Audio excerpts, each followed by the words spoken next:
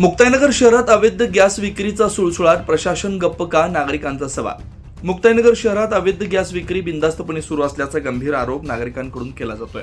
या बेकायदेशीर गॅस विक्रीमुळे शहरात भीतीचं वातावरण निर्माण झालंय। नागरिकांमध्ये तीव्र संताप व्यक्त केला जातोय। नियमांना धाब्यावर बसवत काही व्यक्ती निर्भयपणे गॅसची साठवणूक व विक्री करत असल्याचा आरोप नागरिकांनी केलाय। मात्र या संपूर्ण प्रकाराकडे प्रशासन जाणीवपूर्वक दुर्लक्ष करत असल्याचा गंभीर आरोपही नागरिकांकडून होतोय। दाट लोकवस्तीच्या भागात अवैध गॅस विक्री सुरू असणं म्हणजे नागरिकांच्या जीवाशी थेट खेळ सुरू असल्याचं मत स्थानिकांनी व्यक्त केलंय।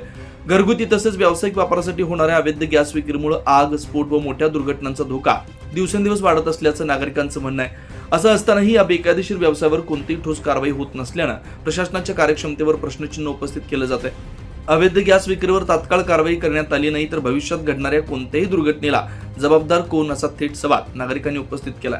मुक्ताईनगर शहरातील अवैध गॅस विक्री त्वरित बंद करण्यात यावी व दोषींवर कठोर कारवाई करण्यात यावी, अन्यथा नागरिक रस्त्यावर उतरून आंदोलन करण्याचा इशारा देण्यात आला।